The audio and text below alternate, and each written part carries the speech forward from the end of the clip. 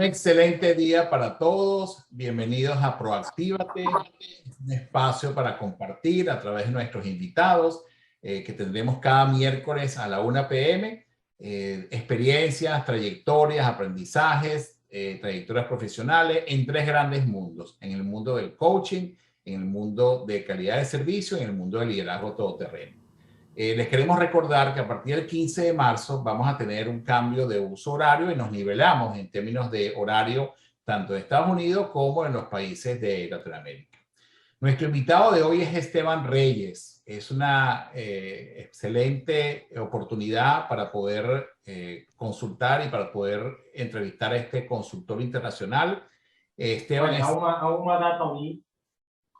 es CEO de la Escuela de Negocios, es cofundador de Accede, que es una red de emprendimiento, es un coach ágil, así se autodefine, coach de coaches también, ha sido coach de Proactive durante muchos años y es creador de la red de emprendimiento Accede.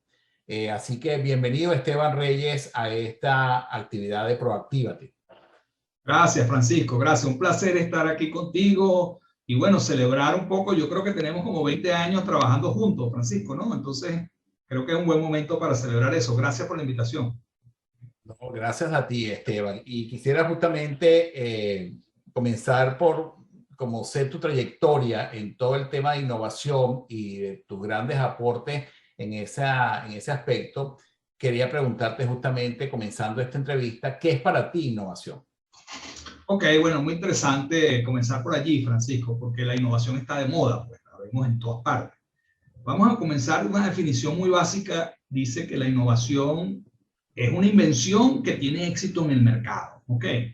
Es la suma de esas dos cosas. Yo creo que esa definición es interesante y importante porque nos permite darnos cuenta que no solamente es la creatividad y no solamente es el trabajo de innovación, sino también es el éxito en el mercado lo que hace que la innovación se materialice, ¿no? Entonces, esa definición yo creo que nos permite distinguir entre el inventor, ¿no?, que hace una invención, y el innovador que es capaz de hacer esta invención, pero además que logre tener éxito en el mercado. Entiendo. Pero fíjate que yo te escucho, Esteban, y normalmente se habla de innovación y pareciera que la innovación es espacio reservado a extraterrestres, a personas especiales o con muchísimo talento, ¿no? ¿Cuáles son esos mitos que rodean la innovación y qué los hace peligrosos? Ok, bueno, hay muchos mitos, Francisco. Vamos a nombrar dos. Uno de ellos es pensar que la innovación tiene que ver con la inversión en investigación y desarrollo que hace una empresa, ¿no? Y esto no está correlacionado. Obviamente, si hay inversión en innovación y en investigación y desarrollo, es probable que se dé la innovación, pero no es una condición necesaria. El caso, digamos, los casos históricos, el de Apple, por ejemplo, cuando Apple lanza la Mac, por ejemplo, bueno, IBM invertía 10 veces más, tal vez 100 veces más en innovación que la propia Apple, y Apple es la que hace la innovación. De manera que el primer mito es que está relacionado con investigación y desarrollo, con inversión en investigación y desarrollo, ¿no? Ese sería uno. El otro mito es que la innovación, Francisco, está relacionada con la tecnología, que solamente tecnología, que solo los que pueden innovar son los que conocen tecnología, los que echan código, los que conocen el mundo digital, ¿no? Y bueno, no necesariamente es así.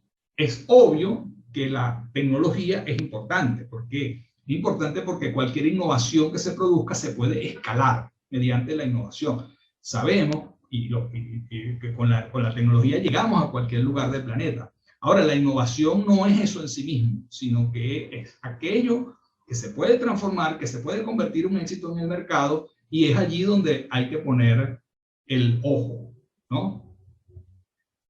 Dos mitos, pues el mito tecnológico, digamos así, el tecnocentrismo, el concentrar que todo está basado en la tecnología, es un mito, y el otro, bueno, que te decía, la investigación y desarrollo, solamente por nombrar dos. No, y fíjate qué interesante eso que planteas, porque tradicionalmente, pues, la tecnología se asocia de esa manera y de innovación en el sentido tradicional. ¿Y qué le dirías a estas empresas que justamente tal cual como tú mencionas, no tienen esa característica de tecnología, no son Apple, no son IBM, no son estas empresas, grandes empresas que tradicionalmente se consideran como empresas de innovación, ¿verdad? ¿Qué le dirías a esas otras empresas que no manejan ese tipo de tecnología? Ok, fíjate, Francisco, la innovación está en todas partes. Yo puedo innovar en un mercado pequeño, en un nicho de mercado, puedo innovar en el mercado global. Aquí hablamos de entonces estas grandes empresas innovadoras, pero ¿qué le diríamos nosotros o cómo responderíamos a la pregunta si una pequeña empresa puede innovar? Y la respuesta es que sí. ¿Por qué? Digamos, ¿qué es lo que define la innovación? Entonces, Francisco, está relacionada no tanto con el producto en sí o la tecnología en sí, sino en la forma como eso que tú produces cambia el mundo. Ayuda a que esos clientes puedan tener nuevas posibilidades, nuevas formas de hacer.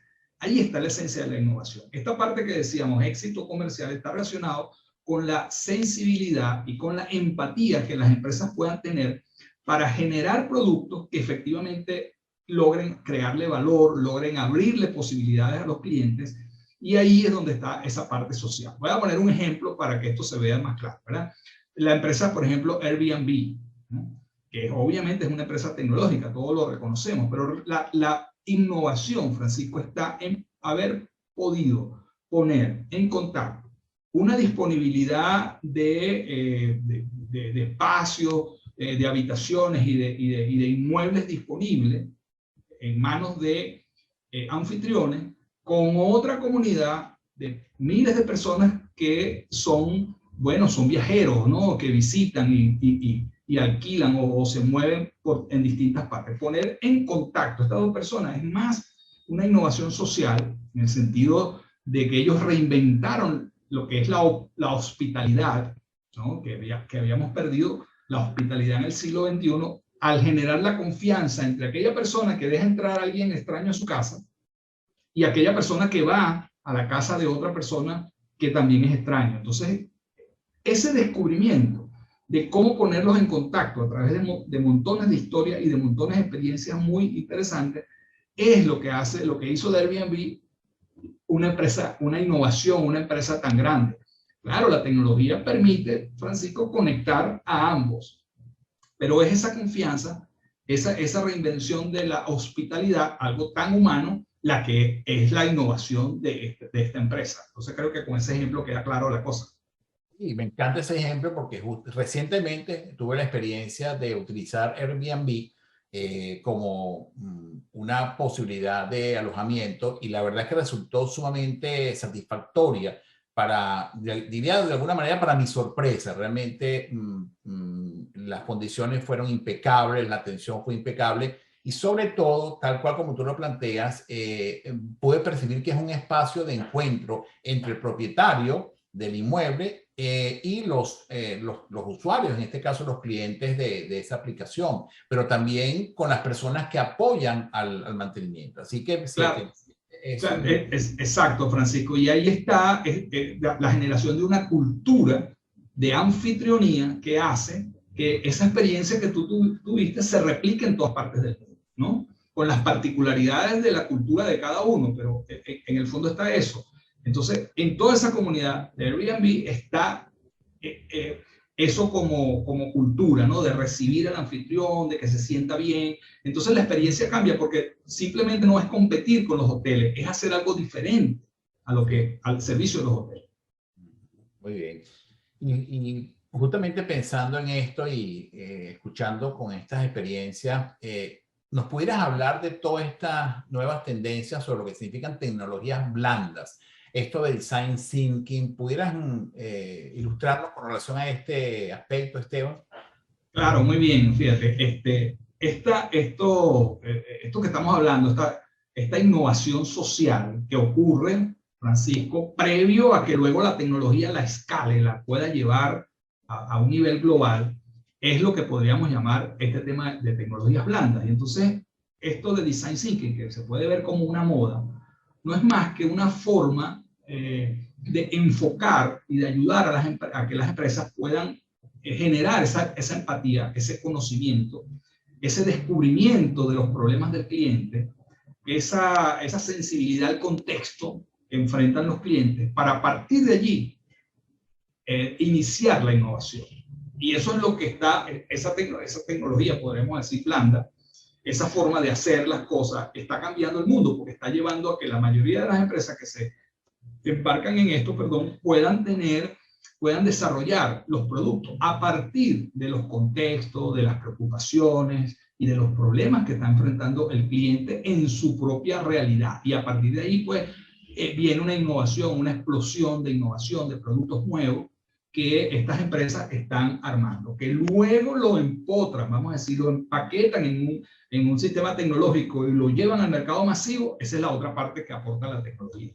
Pero el nacimiento de la innovación está basado en esa experiencia. Y Design Thinking, como se ha conocido todo este movimiento que inició Tim Brown por allá en el año 2005, bueno, está introduciendo en las empresas unas prácticas de diseño, unas prácticas de innovación que son tremendamente potentes para aprovechar las diversas perspectivas, los equipos multidisciplinarios y las diversas formas de mirar un negocio.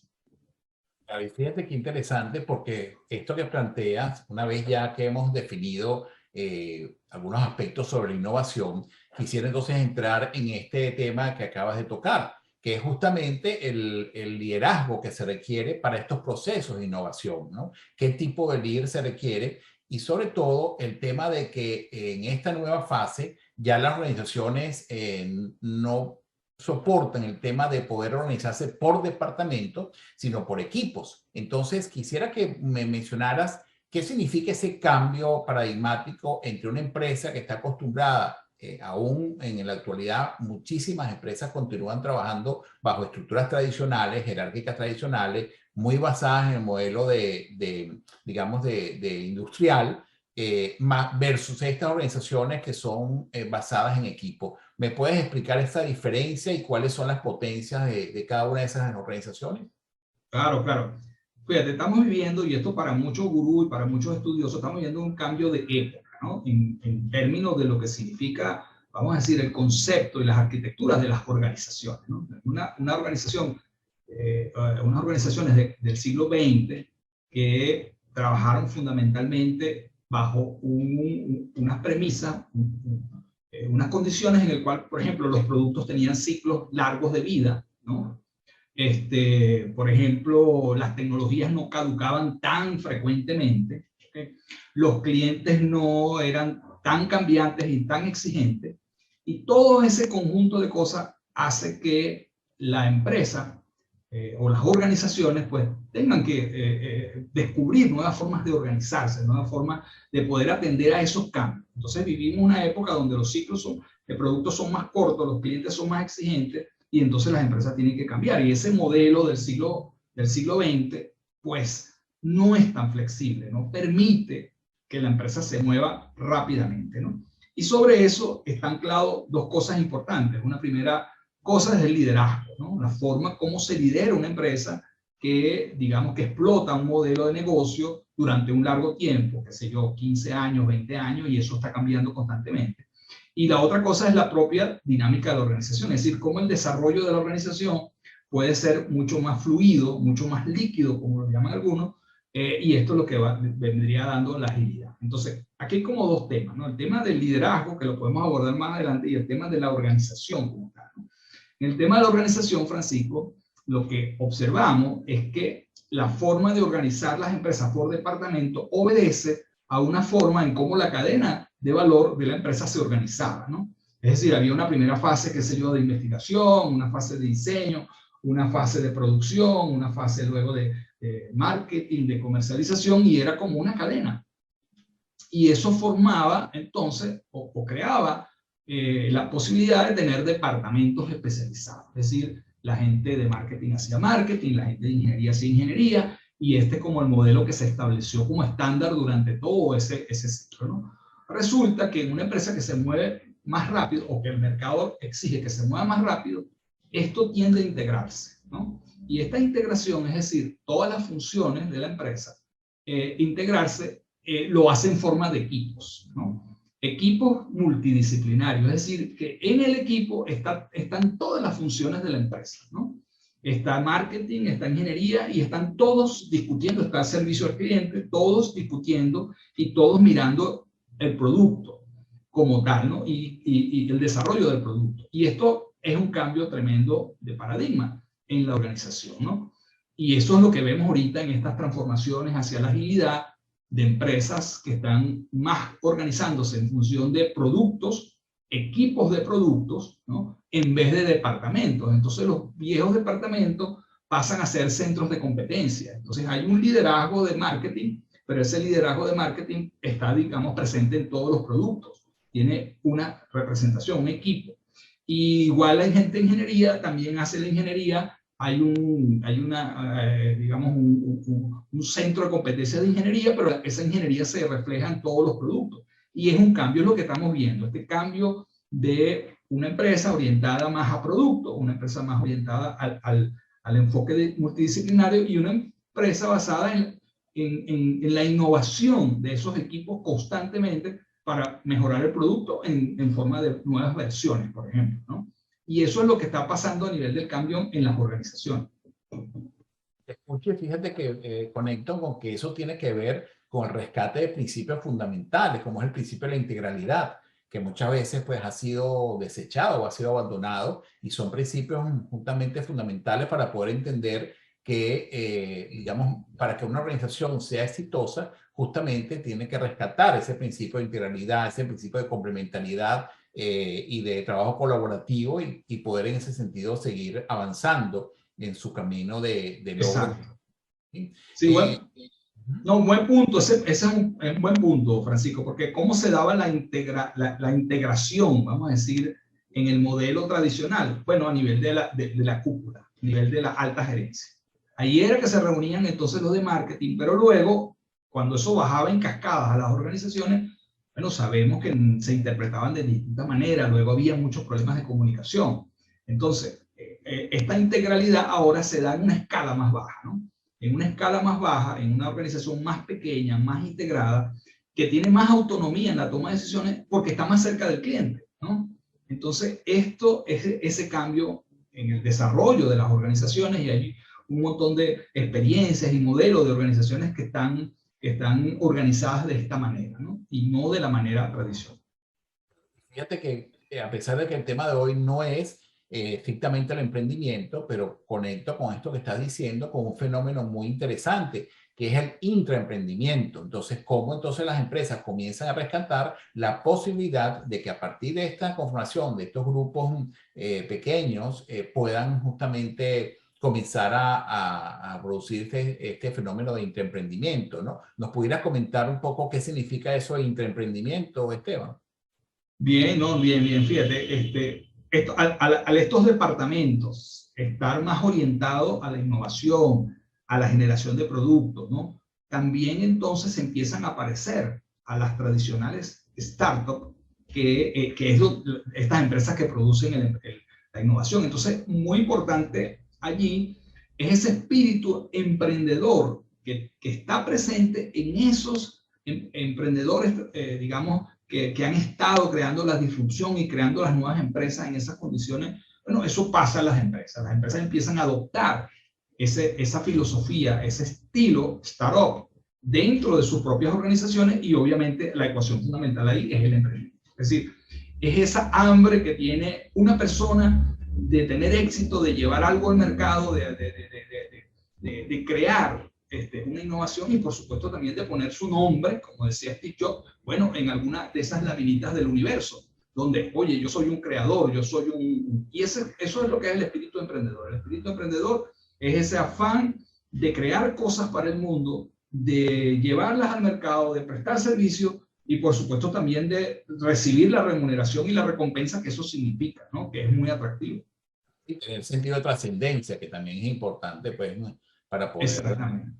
Entonces se llama intraemprendimiento, ¿no? A esa capacidad, digamos así, de que la empresa pueda captar, pueda incorporar emprendedores, puede ser dentro o fuera de la organización, pero que dentro de la organización tengan ese espíritu, se muevan como si esa fuese su empresa, como si ese fuese su emprendimiento. Y claro, aquí hay muchas maneras de asociarse, de que ese espíritu emprendedor, bueno, de alguna manera reciba parte de la propiedad y parte del beneficio que a la larga se genere, ¿no? Y todos estos modelos están cambiando, pero eso es lo que llamamos el intraemprendimiento. Es muy importante también, Francisco, destacar que las empresas ahora distinguen muy claramente lo que son los productos actuales, los productos que están generando flujo de caja, ¿no?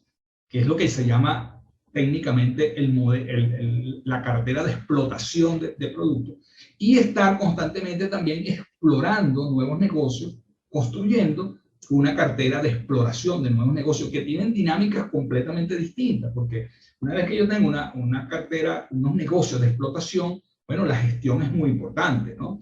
El escalamiento, el crecimiento, pero en estos nuevos proyectos el riesgo es muy alto. Es probable que de 10 emprendimientos uno tenga éxito. Entonces, gestionar allí el fracaso, pues, gestionar allí la exploración, la capacidad de las personas de producir ideas que aparezcan, aunque parezcan locas, se tengan que probar, son dos dinámicas distintas, ¿no? Entonces las empresas ahorita, y no tiene que ver con el tamaño, bueno, distinguen muy bien carteras de explotación y carteras de innovación de productos. Pregunto entonces, ¿pudieras mencionar cuáles empresas o sectores sientes que van adelante en este liderazgo para la innovación? No, bueno, claro que las Big Tech, las grandes empresas tecnológicas son las que están haciendo esto, ¿no?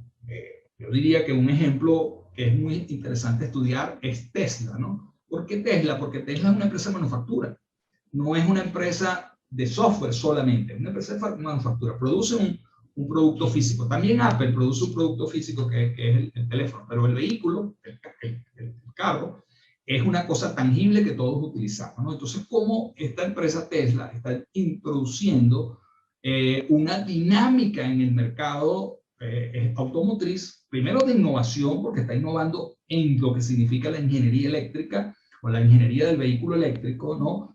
Haciendo cambios y definiendo estándares. O sea, Tesla está haciendo ahorita lo que hizo a principios del siglo pasado Ford, que es definir el estándar de ingeniería del vehículo eléctrico, ¿no? Claro, pero eso implica una serie de innovaciones constantes en las baterías, en la forma de cargar, de los cargadores, etcétera. Esta empresa está generando esa innovación. Entonces, hay vehículos, hay más de varios millones de vehículos ya colocados. ¿Cómo mantener ese servicio? Pero la empresa sigue innovando, sigue creando cosas nuevas. Y uno ve, ahorita Elon Musk lanzó un prototipo de una moto, ¿no? Una moto eléctrica. Bueno, interesante ver cómo esta empresa tiene estas dos habilidades de crear cosas nuevas constantemente y está anunciando en el mercado cosas nuevas, y por el otro lado, bueno, está operando un negocio que está produciendo y entregando, creo que son como 1 millón de vehículos al año, por ejemplo. Eso pudiéramos decir entonces un buen ejemplo. Ahora, pasa también que eso es en el caso de estas empresas, y ya diste algunos ejemplos de dónde está ese liderazgo de innovación. ¿Y qué me dirías en el caso de los hogares, por ejemplo? Porque nuevamente pareciera como que si solamente la innovación es este espacio reservado a estos gurús o estos grandes espacios donde voy a invertir muchas horas pensando en innovar. Pero, por ejemplo, aquí en el hogar muchas veces mi esposo me pregunta, bueno, ¿y qué podemos innovar de cocinar hoy? ¿Qué podemos innovar de hacer alguna otra cosa que no hemos hecho? ¿Qué me dirías de ese tipo de innovación? La que está en el hogar, en el comercio, a nivel personal incluso, eso que llamamos innovación personal o reinvención personal. ¿Qué me comentarías? ¿Ahí aplica la innovación también, esos mismos principios?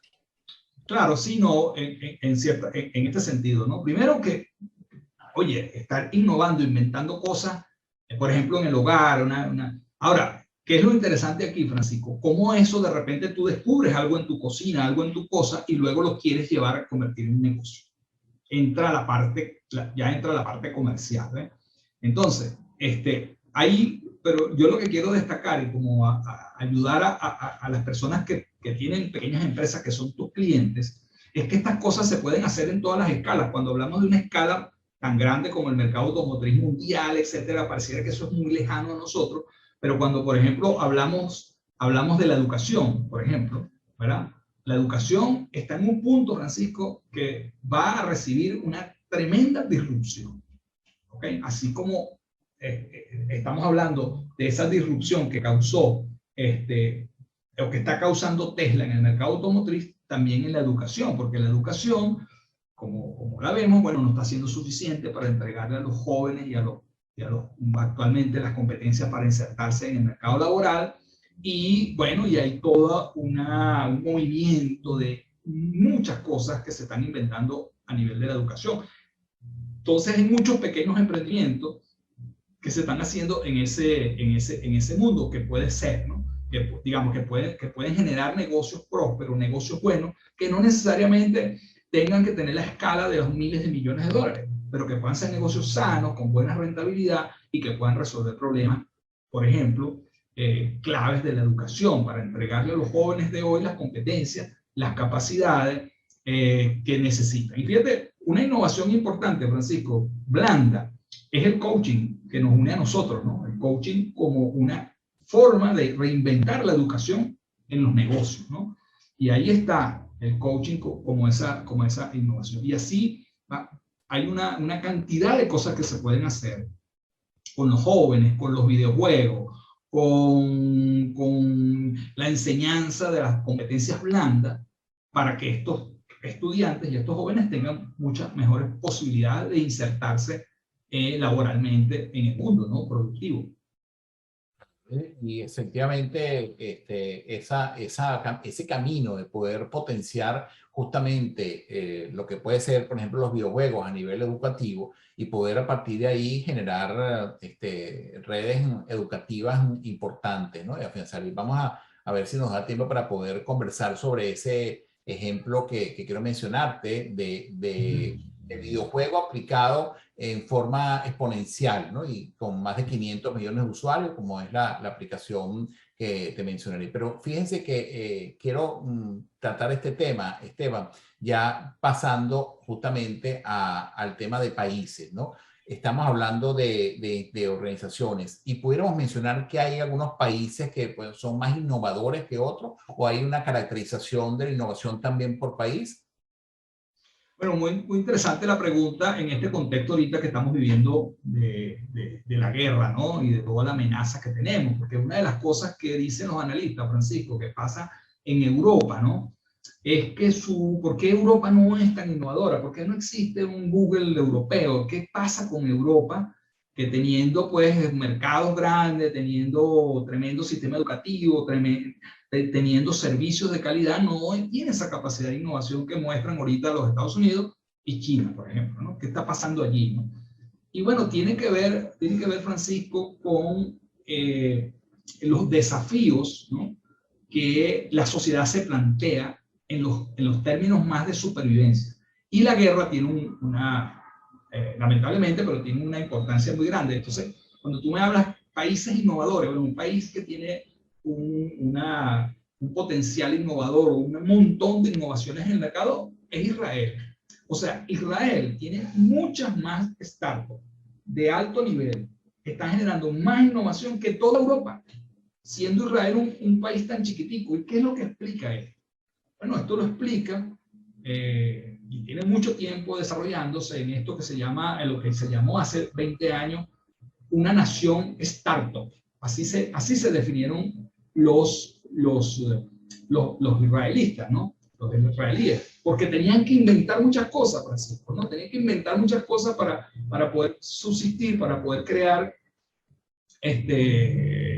la defensa de su país, pero además resolver problemas que tienen que ver con el agua, que es escasa en esa zona, cómo cultivar en territorios tan áridos, y han producido una cantidad de innovaciones porque los problemas de la sociedad ha exigido a esa sociedad, bueno, que los jóvenes y que las empresas y en ese esfuerzo compartido se han generado una cantidad tremenda de innovaciones. Entonces ahorita está diciendo mucha gente que esta necesidad de Europa de rearmarse, de invertir más en en seguridad, va a llevar también o va a obligar a que también haya mucho más innovación, porque va a haber mucho más proyectos de vanguardia para resolver este tipo de problemas. Entonces, esto sí tiene que ver, te repito, con una cultura en las organizaciones y con una forma en que el Estado, la empresa privada y las universidades puedan converger en las grandes soluciones de los problemas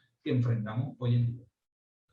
Y ahí también, pues, efectivamente, la educación del futuro juega un papel fundamental, ¿no? Y por eso mencionaba anteriormente el tema de cómo aproximarse a estas nuevas formas de interacción, sobre todo de las generaciones más jóvenes, ¿no? Y estamos hablando de la generación X veía en estos días una cifra de usuarios de un juego, digamos un videojuego.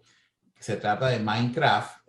Tú también me lo mencionaste en algún momento de nuestras conversaciones y me asombraba que hay más de 500 millones de usuarios adscritos para ese juego a nivel mundial. ¿Y qué significa entonces que 500 millones de usuarios de ese juego estén interactuando permanentemente? Y entiendo que es una modalidad de la cual justamente todos estos nativos digitales también, digamos, construyen y aprovechan el juego para poder hacer retos, incluso de esto mismo, de lo que significa una escuela del futuro, de lo que significa, pues, toda una serie de desafíos importantes. ¿Pudieras brevemente mencionarme qué nos espera entonces con estas nuevas generaciones en términos de innovación? ¿Cuáles son las perspectivas que tenemos por delante? Claro, bueno, muy bien, muy interesante, Francisco, porque es un tema que, bueno, que trabajo, conozco bastante. Primero, los videojuegos, bueno, son un mundo y son una realidad, ¿no? Que han estado tomando cuerpo en la sociedad, ¿no? Casi sin darnos cuenta, porque los padres dicen, bueno, si está ahí en la computadora tranquilito, mejor no lo molesto, ¿no? Pero ¿qué está haciendo ese joven aquí? ¿No? ¿Qué está haciendo? Bueno, está construyendo, está haciendo cosas interesantes, pero la conexión que quiero hacer es cuáles de las competencias que necesita para tener éxito en el juego pueden servirles a la vida. ¿Okay? ¿Cuáles de esas competencias que jugar y ganar en el juego les permiten también o que sean válidas para la vida? Entonces hay muchas cosas allí. Por ejemplo, fíjate, competencias sociales, que tiene que ver con formar equipo, que tiene que ver con el liderazgo, que tiene que ver con asumir retos, que tiene que ver con la multidisciplinaridad también del equipo. Bueno, están presentes allí, están presentes en los juegos, porque estos juegos son multiusuarios y juegan en línea, y las personas hacen redes y hacen equipos con personas de otros países y ahí se conocen. Oye, ahí hay una tremenda oportunidad. Es importante, Francisco, destacar que no es automático. O sea, tiene que haber un sistema educativo, tiene que haber una organización que diseñe experiencias que puedan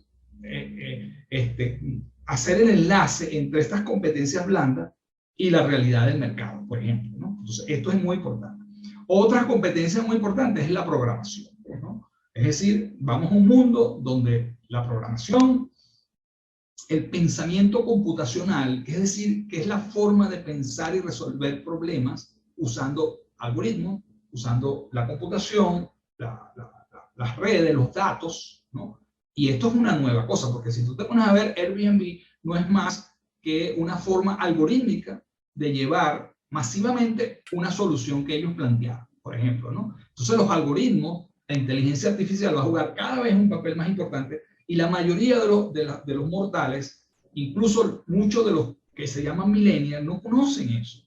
Porque, bueno, son buenos usuarios, pero no son necesariamente constructores. Entonces, enseñar la importancia de la data, enseñar la construcción de algoritmos, enseñar la inteligencia artificial a través de los videojuegos puede ser una cosa tremenda que agregue un valor y nos permita transformar la educación.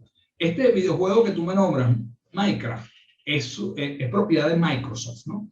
Y ellos han desarrollado una edición de ese juego que se llama Education Edition, que es fundamentalmente para ayudar a las escuelas y a los profesores y a todos los que están en el mundo de la innovación educativa a transformar el juego en un espacio de educación, en un espacio de construcción de proyectos. Entonces son tantas cosas, Francisco, que ellos pueden aprender, que los va a ayudar en estas competencias sociales que te digo. liderazgo, trabajo en equipo, multidisciplinariedad, escuchar, la comunicación. Y por el otro lado, el uso de la tecnología, bueno, que pareciera que esto puede ser una gran disrupción, una gran oportunidad incluso para muchos emprendedores que quieran, que estén conectados con la educación, para ayudar a transformar la educación desde esos espacios de videojuegos.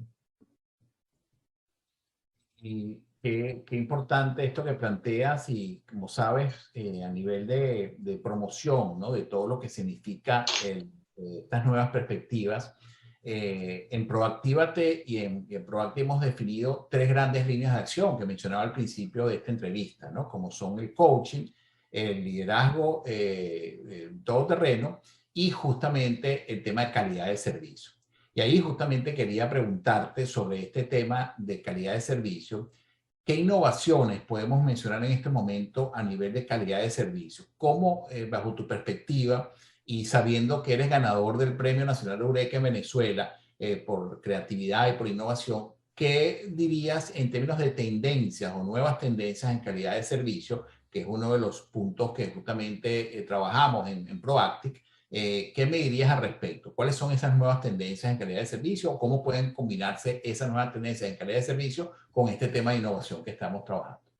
Claro. Bueno, primero decir que la calidad de servicio es fundamental. O sea, una empresa que no tenga la simpatía y la empatía de conectar con el cliente, que el cliente se sienta respetado, atendido, apreciado cuando visita y cuando se interactúa con el cliente, es fundamental, ¿no? Claro, ahorita estamos viendo que mucha de esa interacción está pasando a la red, ¿no? Es virtual. Entonces, bueno, ¿cómo esta calidad de servicio puede estar también puesta o mostrada, ¿no? Entonces, eso es un tema cultural muy importante en las empresas que sé que Proactive trabaja muy bien, ¿no? Pero fíjate lo que está pasando, Francisco, que estos ciclos de vida de producto que son tan cortos, ¿no? Hace que la empresa esté mejorando constantemente, ¿no? Y cuando hablamos en este mundo, hablamos de entrega continua de valor. O sea, tú vas a ver que esa frase está bastante de moda. Entrega continua de valor. Eso significa que las empresas están construyendo relaciones para toda la vida con el cliente, ¿no? Significa que el mercado deja de ser menos transaccional y se convierte más en un mercado de largo plazo donde la experiencia juega un papel muy importante. Y entregar valor continuo significa estar constantemente también mejorando el servicio. Es decir, imagínate un equipo de servicio que esté constantemente, qué sé yo, cada mes, que pueda hacer una buena retrospectiva y descubrir qué cosas puede mejorar, ¿no? ¿Qué cosas podemos mejorar? Porque siempre hay cosas que mejorar. Y que ese equipo, Francisco, tenga la autonomía y tenga además la motivación para estar constantemente mejorando el servicio, ¿no? Por ejemplo, esas son prácticas que pueden ser muy valiosas para aquellas empresas que ya tienen una función de calidad de servicio, pero que no se contenta con eso, sino que quiere mejorarla continuamente. Y eso entra en esa categoría de mejora continua o entrega continua del valor, ¿no?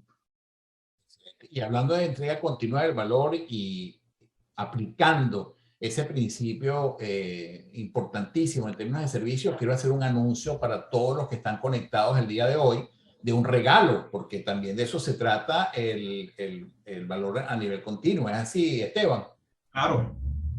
Entonces sí, voy a anunciar un regalo que es que a todos los que están conectados el día de hoy con Proactívate, vamos a hacerle un obsequio, que es un ebook de Esteban Reyes sobre una nueva mentalidad para hacer negocio. Les haremos llegar a sus direcciones de correo electrónico el ebook para que entonces puedan a través de eso también tener esa referencia y ese valor continuo de esta charla y entrevista que estamos haciendo el día de hoy. ¿Está bien? Así que bueno. Mira, tenemos un comentario de Ivette. Ok. Creo yo, lo podemos leer, ¿verdad, Francisco? Sí, vamos a irlo leyendo, sí, sí. No sé, ¿lo lees tú o lo leo yo? Aquí está, dice, desde mi óptica, dice Ivette Casanova, hay una desconexión precisamente entre este tema de los videojuegos y habilidades blandas como el liderazgo, la comunicación, la negociación, porque básicamente los jóvenes están perdiendo esa capacidad de interactuar en persona. Es decir, son excelentes virtualmente, pero a nivel interpersonal es una generación con grandes carencias y, en muchos sentidos son asociales. Claro, yo diría lo siguiente, ¿no? Primero, no es bueno generalizar, ¿no? Porque son diferentes experiencias. Puede ser sí que haya este peligro, vamos a verlo como un riesgo, ¿no? De que estos jóvenes son mucho menos sociales, pues, y más orientados a esta conexión. Y en eso tiene sentido, por eso tiene que haber políticas y tiene que haber estrategias de los padres y de la escuela, ¿no? De no perder esos contactos personales, no perder estas relaciones que ocurren cuando nos vemos cara a cara y nos tocamos y nos sentimos como humanos, y tiene que haber una combinación, porque la otra cosa es que la no presencialidad, es decir, el trabajo remoto va a ser cada vez más una realidad en el mundo en el que estamos viviendo. Entonces también desarrollar esas competencias del trabajo remoto, del trabajo no en casa, es importante. Yo creo que aquí estamos hablando de dos cosas que tienden a complementarse, más que tender a que una cosa o la otra, ¿no? Entonces, cómo las dos cosas tienen que jugar. Yo creo que la escuela es un espacio social muy importante donde los jóvenes tienen que interactuar, y eso tiene que privilegiarlo. Tal vez entonces la escuela del futuro sea mucho más una parte del trabajo remoto y una parte del contacto, de la interacción y de las relaciones humanas que se puedan brindar allí, ¿no? Menos una clase magistral. No tiene sentido hoy en día una clase magistral, sino más bien, qué sé yo, una dinámica como esas que Proactive sabe hacer muy bien, de conversación y de interacción entre las personas, y que las personas reciban la clase entonces virtualmente, de manera que la puedan ver y escuchar en el momento en que más les convenga. Es como esta combinación lo que yo creo que va a tender a ser como el futuro. Bien, gracias, Esteban. Y aquí otra pregunta, preferiría que la hiciera directamente la persona que la formuló. Y tengo por aquí una pregunta de Jair. Jair, si pudieras, por favor, activar tu micrófono y hacer la pregunta que mencionas en el chat para que todos la podamos escuchar. Sí, Esteban, buenas tardes, ¿cómo estás? ¿Qué tal? ¿Cómo estás? Chévere. Esteban, ¿qué es lo que enamora al otro desde la innovación? ¿Cuál es el corazón entonces de ese enamoramiento para que se llegue a conectar la persona con lo que tú estás mostrando desde tu propia creación? Bueno, muy buena pregunta, gracias. Mira, yo creo primero la empatía y la sensibilidad a los problemas que tiene la gente. Yo creo que esa es una cosa muy importante. Si yo quiero innovar en algo y yo no conozco ese mundo, no tengo interés por ese mundo, no tengo sensibilidad por lo que viven las personas en ese mundo, bueno, va a ser muy difícil que yo logre esa conexión, ¿no? Yo creo que lo primero es eso, pues, sensibilidad a los contextos, a los problemas, a las inquietudes de las personas que viven ese problema que yo quiero resolver, ¿no? Si lo llevamos al tema de la educación, bueno, creo que lo más importante es escuchar a los jóvenes, ¿no? Antes que ponerse a hacer cosas, escucharlos, ¿no? Muchas veces socialmente tenemos como ciertos prejuicios para relacionarnos con los jóvenes. A veces los etiquetamos como nativos digitales, qué sé yo, como millennials, ¿no? Y esas son etiquetas. En el fondo, como sabemos nosotros los coaches, pues el mapa no es el territorio. Las etiquetas no reducen la riqueza y la complejidad de una vida humana. Entonces, esa sensibilidad por entender los contextos, las personas, las dinámicas, las emociones que sufren las personas que viven un problema, yo creo que eso es fundamental. Eso sería como lo que enamora. Si una persona no tiene esa sensibilidad, bueno, difícilmente pueda entrar en un proceso de construir algo nuevo, de crear algo nuevo. Gracias, Jair, y gracias, Esteban. Adrián levantó la mano. Adelante, Adrián. Estás mute. Estás muteado. Esteban, muchas gracias, Francisco. Esteban, fíjate, entre los 10 países que aparecen en el índice de innovación del año pasado, 2021, solamente 2 países de Asia están ahí, que son Singapur y Corea, y solo un país en América, que es los Estados Unidos, está de tercero. Todo el resto de los países de los primeros 10 son europeos, encabezando Suiza y Suecia en la lista. si bien es cierto, mencionaste el tema de por qué un Google no está en Europa, pero fíjate que el índice lo favorece. Y lo favorece, creo yo, y te quiero verificar contigo, creo yo, por sus modelos educativos. ¿Qué opinas? Bueno, fíjate, hay que ver cómo está compuesto ese índice, ¿no? Exactamente. O sea, el tema aquí es las grandes empresas tecnológicas, ¿dónde están, no? Que están creando esta innovación. Bueno, están en Estados Unidos, la gran mayoría. ¿Qué empresa destaca de Europa? Bueno, destaca Spotify, por ejemplo, ¿no? Que es una empresa sueca y que han resistido la competencia de una Apple y ha ganado en esa competencia de la Apple. Pero aparte de Spotify, Adrián, no vemos más, no vemos grandes empresas de innovación Yo difiero de ti. Yo pienso que, por ejemplo, IKEA es líder en su negocio. No creo que nadie se le ponga al lado a IKEA. IKEA, ¿no? Por ejemplo. No, Lego, que es de Dinamarca.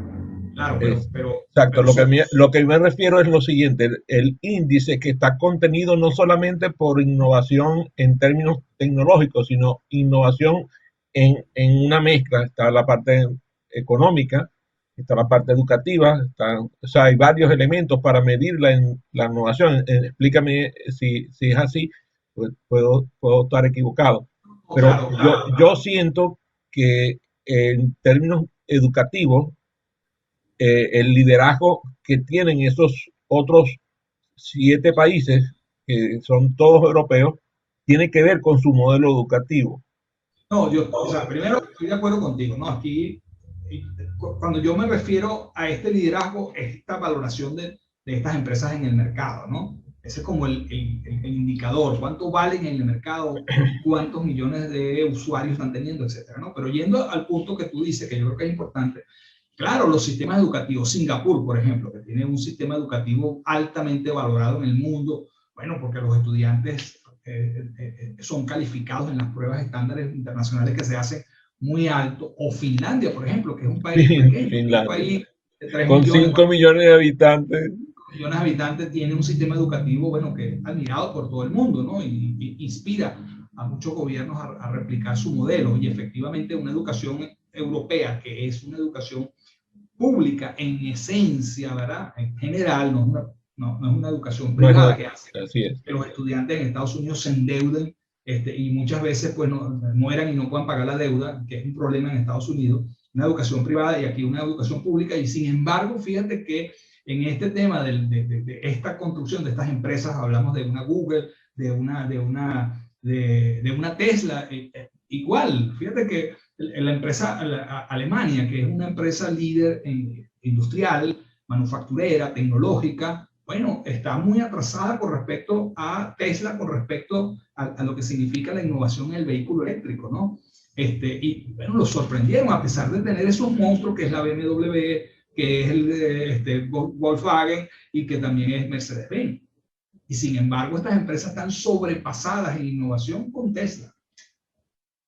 Sí, me permites la repregunta, Francisco, fíjate, Finlandia, 5 millones de habitantes y lidera 38 renglones de negocio del mundo, que incluyen maquinaria para minería, maquinaria para forestación, electromedicina. O sea, hay algunos renglones de los tantos que lidera Finlandia y los lidera con 5 millones de habitantes. Eso en la proporción es vergonzosa con respecto a Estados Unidos. Pero por otro lado, Estados Unidos tiene una presencia de premios Nobel, interesantísimo. La innovación, tú mismo lo dijiste, ¿no? Muchas veces no tiene que ver con la investigación, pero estamos hablando de que de la lista de premios Nobel que tiene los Estados Unidos, casi que el 80% no son norteamericanos de nacimiento. Entonces, quizás habría que ver esto con unos ojos parecidos a los tuyos, porque yo siento que estando tú en un país como Venezuela, tú puedes ver lo que no se ve desde aquí. Claro, mira, hablando un poquitico de Venezuela, ¿no? Adrián, mira, aquí en Venezuela están pasando cosas interesantes. Por ejemplo, aquí está el desarrollo del delivery, ha sido una cosa interesante, ¿no? Donde nadie pensaba que aquí podía haber todo este tema de la escasez de gasolina, etcétera, y de repente una empresa como Yumi, bueno, establece un mercado de delivery, comienza a hacer entregas, tiene ahorita 300.000 usuarios, ¿okay? Haciendo entregas, ha constituido una flota de los transportistas, de los motorizados que entregan gigantesca, que uno la ve, bueno, y eso está pasando aquí en Venezuela, por ejemplo, ¿no? Interesante, ¿ves?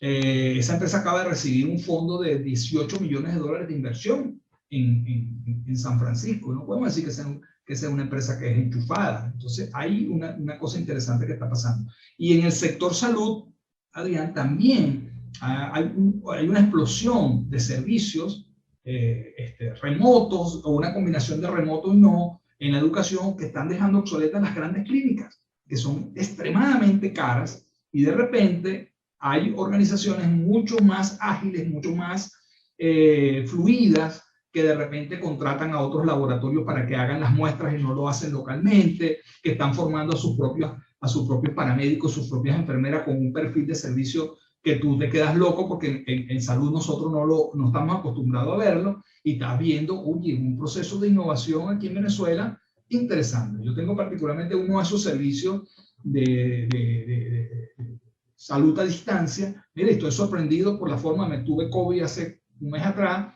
y la forma como me hospitalizaron en mi propia casa, venían todos los días a inyectarme en moto, y son cosas que están pasando en Venezuela, que uno las cuenta y la gente no lo cree, ¿no? Al menos en Caracas están pasando cosas interesantes con estas empresas y con esta innovación. Entonces, de repente, tú dirás, bueno, pero ¿dónde está la clave? Es que es un problema complejo, es multifacético. La educación es importante, pero también la necesidad también es importante. El que haya emprendedores es importante. O sea, hay múltiples factores que hacen que se pueda desplegar un proceso de innovación y que pueda servir al país.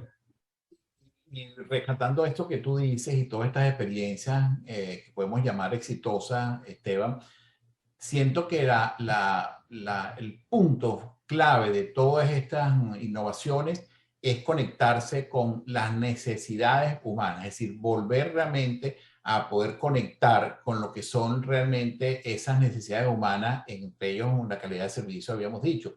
Y quiero, antes de finalizar esta entrevista, Esteban, justamente tocar este punto contigo, porque uno de los principios, como tú sabes, de Proacti es que somos un equipo con calidad humana, y ese ha sido nuestro principio de acción durante todos los años de existencia de Proacti.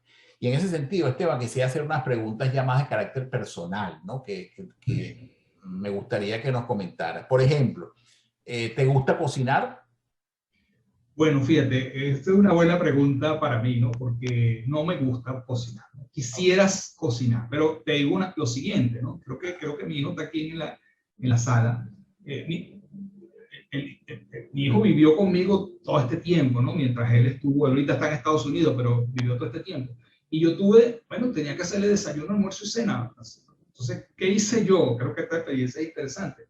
Bueno, yo empecé a recordar las recetas de mi madre y llamaba a mi mamá, le decía, aquellas torticas que tú hacías con espinaca, ¿cómo era que tú las hacías?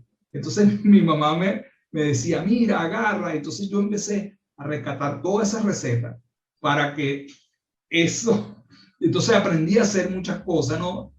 Guiado por esa necesidad, rescatando esas recetas que nos gustaron tanto a mis hermanos y a mí, y bueno, y que mi hijo se benefició de eso. Entonces sí, desarrollé como ciertas habilidades para preparar, pero estamos hablando de lo que es la comida diaria. Claro, que por vocación. Y ya que no tienes ese sentido de cocina pues desarrollado, o por lo menos no te gusta, pues, ¿te gusta cantar? No, nada, Francisco, nada. Imagínate, cuando yo estoy en un cumpleaños, yo simulo que estoy cantando el cumpleaños feliz para que no se escuche mi desentonación.